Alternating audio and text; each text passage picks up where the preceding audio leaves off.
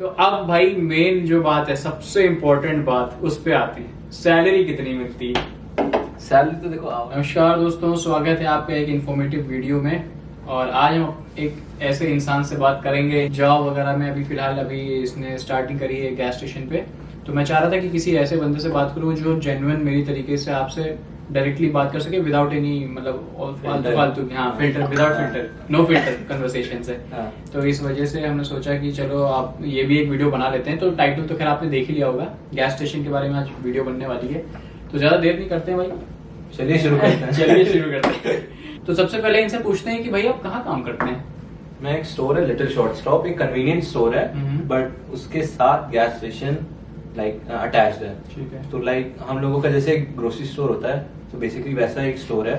तो अंदर सब ब्रेड फूड, जैसे तुम गैस स्टेशन में जाते हो कोई, तो वो सब मिलता है, प्लस अंदर गैस भी मिल देते हैं, हम लोग प्रोवाइड करते तो हैं। जिन लोगों को नहीं मालूम है, यहाँ पे जो पेट्रोल पंप्स होते हैं इसको गैस स्टेशन बोलते हैं। और यहाँ पे हर पेट्रोल पंप पे आपको एक कन्वीनियंस स्टोर मिलता है। जैसे किराने की दुकान तो नहीं कहेंगे उसको, लेकिन जैसे चिप्स, कोल्ड ड्रिंक और दुनिया भर के थोड़े बहुत च्युइंगम और ये सब नहीं, च्युइंगम, बेसिक नेसेसिटी, सिगरेट और ये सब, मतलब लॉटरी वगैरह टिकट भी सब वहीं पे मिलता है। तो ये आप यहाँ पे इंडिया से जब आएंगे तो आप ये चीज देखेंगे।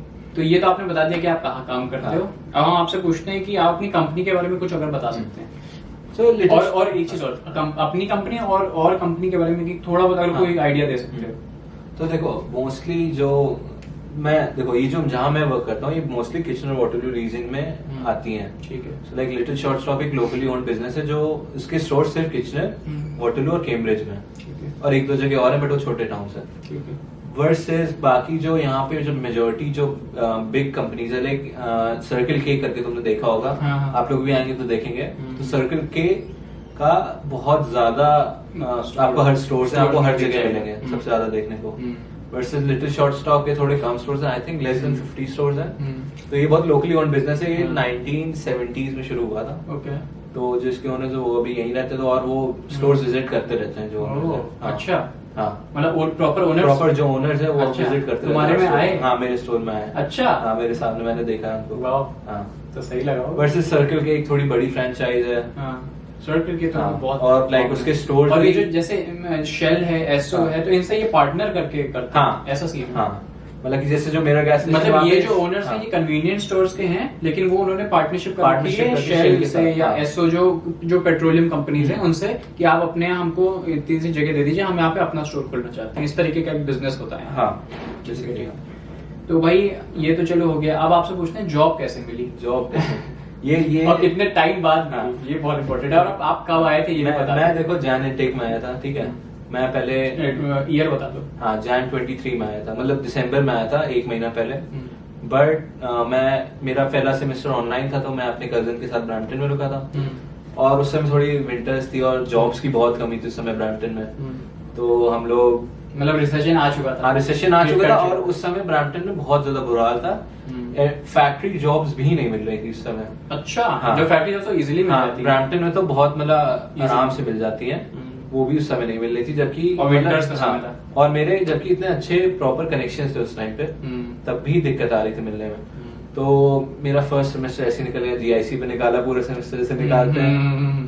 तो फिर जब मेरा नेक्स्ट सेमेस्टर शुरू हुआ, तो मैं वाटरलू मूव किया, किचन वाटरलू के एरिया में आया।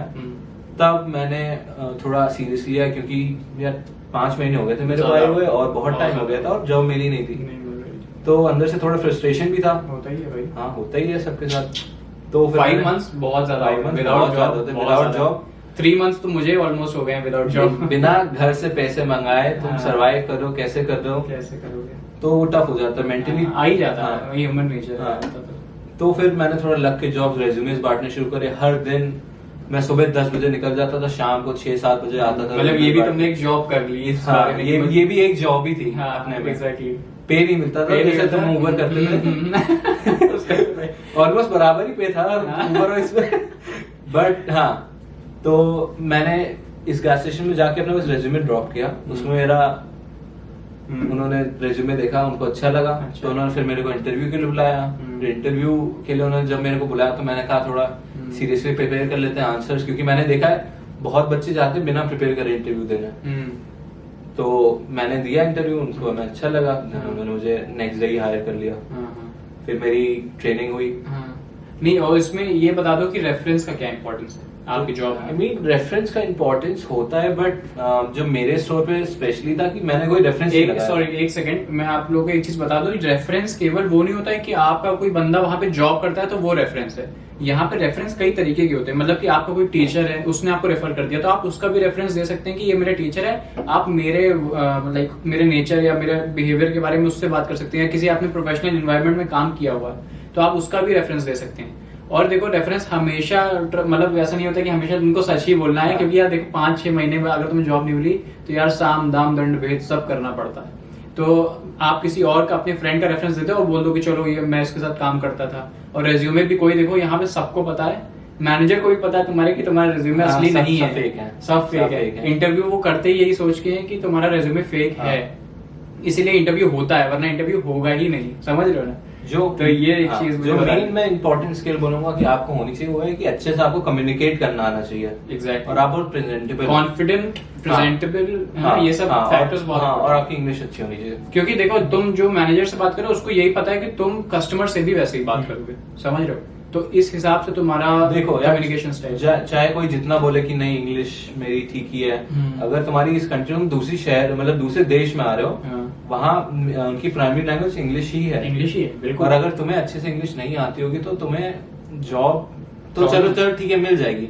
मैंने बहुत लोग देखे जिनको जॉब मिल गई बट उनको अच्छे से इंग्लिश बोलनी नहीं आती, तो उनको फिर आगे जाके दिक्कत आती है। नहीं, आपको देखो इंग्लिश तो आनी ही चाहिए, क्योंकि आपको अगर यहाँ पे देखो रहना है तो आप इतना समझ लो कि इंग्लिश आना बहुत इंपॉर्टेंट है। थोड़ा बहुत नहीं, अच्छे मतलब चलो थोड़े बहुत से स्टार्ट कर सकते हो, अगर नहीं भी बहुत अच्छे से आती है तो यहाँ पे आके सीखो, अपने लोगों के अंदर रहो, लेकिन और उससे बाहर भी निकलना। हाँ, क्योंकि मैंने देखा यहाँ जो लोग आते हैं सब बस अपने ही लाइक उनका सर्कल बन जाता है कि गुजराती हैं, वो गुजरातियों के साथ हैंग आउट करेंगे। इसमें देखो कोई ऑफेंड होने वाली बात नहीं है, जो बात है वो सिंपल है और जो क्लियर जो हमने देखा है वो ऐसा देखो, स्पेशली क्योंकि हम लोग ऐसी जगह से जहाँ के बहुत ज्यादा लोग नहीं आते हैं। हाँ, एग्जैक्टली। तो हम लोगों को डिफरेंट आके हम लोग पंजाबियों के साथ इंटरेक्ट करना होता है, गुजरातियों, हम लोग यूपी से, हम लोग लखनऊ से, तो यहाँ लखनऊ यूपी वगैरह से, लखनऊ से मैंने आज भी एक बंदा, आज तक कोई बंदा नहीं देखा है भाई, मेरे जाने में लखनऊ से तुम ही हो बस। एग्जैक्टली। तो यूपी से बहुत कम लोग आते हैं, ये मैं मतलब इंडियन कम्युनिटी की बात कर रहा हूँ।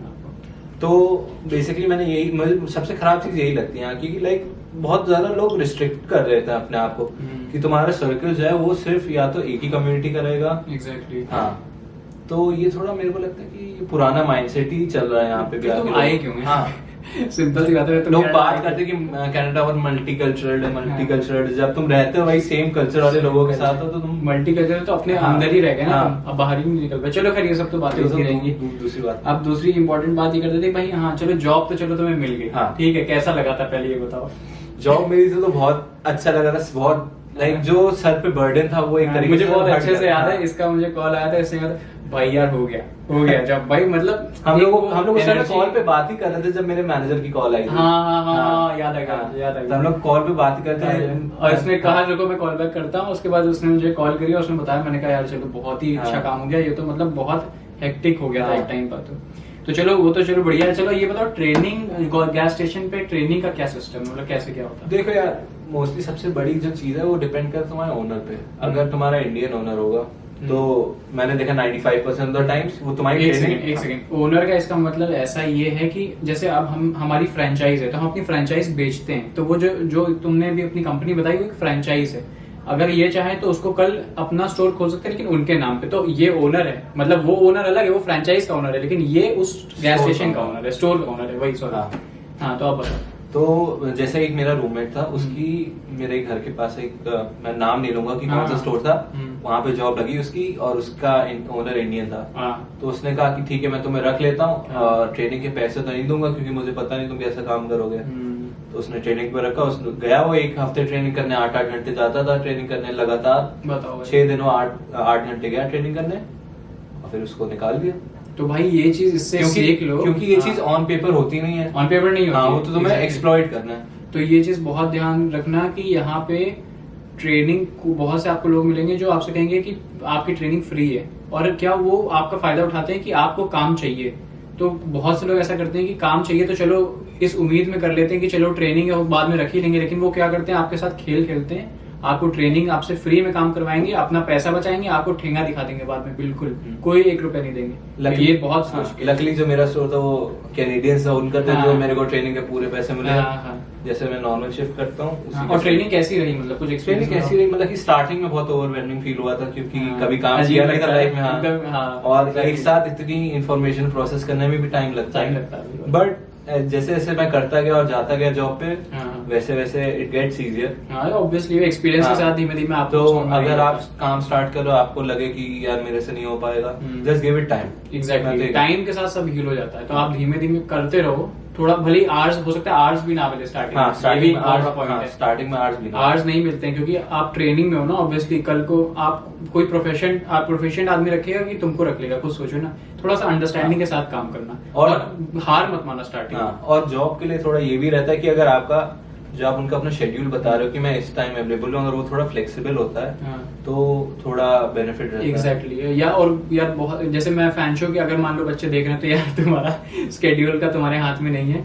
और कोई एक्सपीरियंस ऐसा कुछ बताओ जिसमें आपको कभी कोई प्रॉब्लम आई हो, कोई कस्टमर के साथ डीलिंग करने में। क्योंकि मैंने सुना है कि जंकीज बहुत सारा आते हैं गैस स्टेशन में, तो बहुत लोग एक ये मिथ क्रिएट करके रखते हैं ना कि जंकीज आ जाते हैं, ऐसा कुछ होता है। आई मीन डिपेंड करता है तुम्हारी लोकेशन पे, बिकॉज मेरे जो गैस स्टेशन उसके लाइक बहुत पास में एक होमलेस शेल्टर है। अच्छा। हाँ, तो उधर से होमलेस बहुत आते हैं। बट मैंने देखा है कि जो मोस्टली जो सब होमलेस है बहुत अच्छे होते हैं, नाइस होते हैं, बहुत डाउन टू अर्थ होते हैं। हाँ, बट मेन दिक्कत है कि कुछ आते हैं वो बहुत ज्यादा या तो हाई होंगे, तो उनको कुछ समझ नहीं आता। और जैसे मैं नाइट शिफ्ट करता हूँ तो हम लोगों का डोर लॉक रहता है, तो अगर हमें लगता है कि हाँ वो बंदा ठीक है, ठीक लग रहा है, तो उसको अंदर अलाउ करो। अगर नहीं अलाउ, मतलब आपको जज करना पड़ता है। आपको देख के जज करना पड़ता है। एक वो जो आपका इंस्टिंक्ट इंट्यूशन होता है ना, उसका थोड़ा सा यूज करना पड़ेगा आपको। तो ये आप थोड़ा सा ध्यान रखना, क्योंकि ये बिल्कुल भी मिथ नहीं है।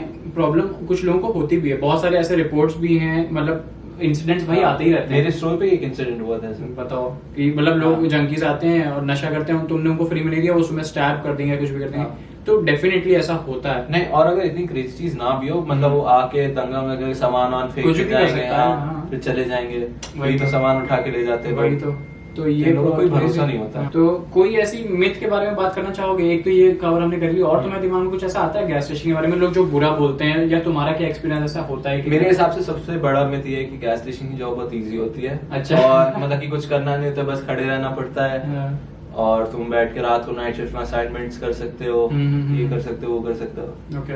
मतलब मेरा एक्सपीरियंस ये रहा है कि काम करना पड़ता है। हाँ, काम बहुत कुछ होता है। स्पेशली अगर नाइट शिफ्ट में आप हो तो आपको सब क्लीनिंग, फिलिंग, जो स्टॉकिंग होती है वो सब करनी होती है।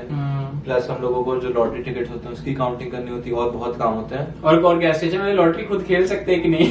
गैस स्टेशन वाले लॉटरी खुद नहीं खेल सकते, अपने स्टोर पे नहीं खेल सकते। अपने स्टोर पे लॉटरी निकाल के स्क्रैच मत करने लगना। हाँ, काम से निकाल दिए जाओगे आप। तो अब भाई मेन जो बात है, सबसे इम्पोर्टेंट बात, उस पे आते हैं। सैलरी कितनी मिलती है? सैलरी तो देखो आवरली रेट पे ही होती है यहाँ पे, तो सबको ही पता है। और मोस्टली सारे गैस स्टेशन पे मिनिमम वेज ही मिलती है। तो आप ज्यादा एक्सपेक्ट मत करना कि आपको 18-19 डॉलर्स मिलेगी। डिपेंड्स कि आप कितना आपका एक्सपीरियंस है, मतलब एक्सपीरियंस भी नहीं कहूंगा, मतलब जैसे कि क्या पोस्ट है, आपकी पोजीशन, आप हायरार्किकल किस लेवल पे हो। गैस स्टेशन पे ज्यादा पोजीशंस होती नहीं है, मतलब मान लो आप मैनेजर हो। हाँ, मैनेजर की पोस्ट, हाँ, मैनेजर तो ऑब्वियसली थोड़ी ज्यादा होगी, ज्यादा होती है, 18 के अराउंड होती है हम लोगों की मैनेजर्स की। तो बहुत ज्यादा डिफरेंस नहीं होता, आपके कॉलीग्स की भी लगभग उतनी होती है। अगर कोई बहुत ज्यादा हो गया तो हो गया, मतलब ऐसा होता नहीं है। हाँ। यहाँ पे यूजुअली मिनिमम पे ही रखते हैं, क्योंकि सिर्फ बिकॉज ये एक रूल है, अगर उससे कम होता तो उससे कम ही मिलता ना। तो ये है।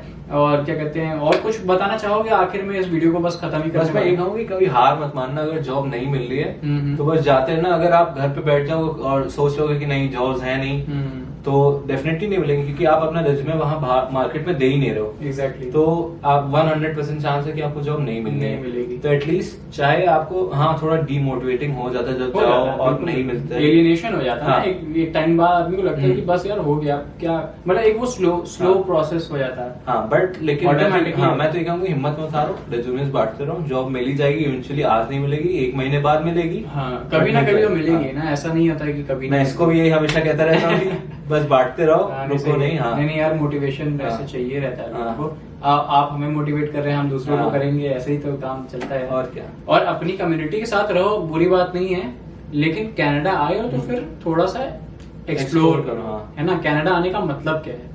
आप कनाडा आके एक मोहल्ले में बस जाओ, एक सिटी में बस जाओ जहाँ सिर्फ आपके जैसे लोग हैं, तो मुझे लगता है कि यार वो थोड़ा सा रिस्ट्रिक्शन है अपने ऊपर खुद ही है, तो कनाडा आने का फिर कोई फायदा नहीं। तो चलिए दोस्तों, ये वीडियो को यहीं खत्म करते हैं। हाँ। ये आपने देख लिया, इतनी वैल्यूएबल बात करी है मेरे फ्रेंड ने, और अब हम एक और वीडियो डालेंगे कुछ टाइम बाद, उसका मैं अभी नहीं करता हूँ। हाँ, वो देखते हैं, वो देखते हैं। तो चलिए ठीक है, फिर इस वीडियो को यहीं कुछ बताना। हाँ। तो चलिए ठीक है, इस वीडियो को यहीं खत्म करते हैं। आप मिलते हैं एक दूसरी इन्फॉर्मेटिव वीडियो में, तब तक के लिए नमस्कार। नमस्कार।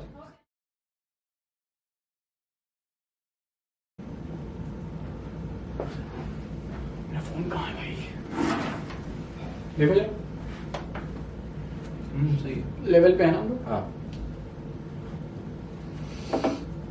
चलो, ये डिस्ट्रिक्ट तो नहीं हो जाएगी पीने से? नहीं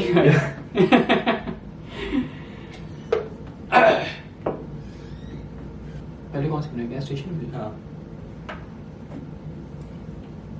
कैसे बोले स्टार्टिंग? ये तुम नॉर्मल इंट्रो जैसे दे दो, वो दो बताओ कि तुम मेरा ज्यादा plan ऐसे क्या है। बैठे होगे, कैसे? तुम थोड़ा उधर हो। नहीं, तुम इधर आओ।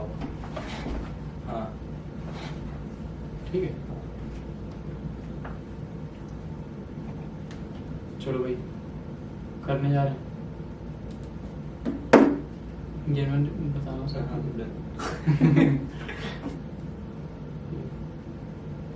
हेलो।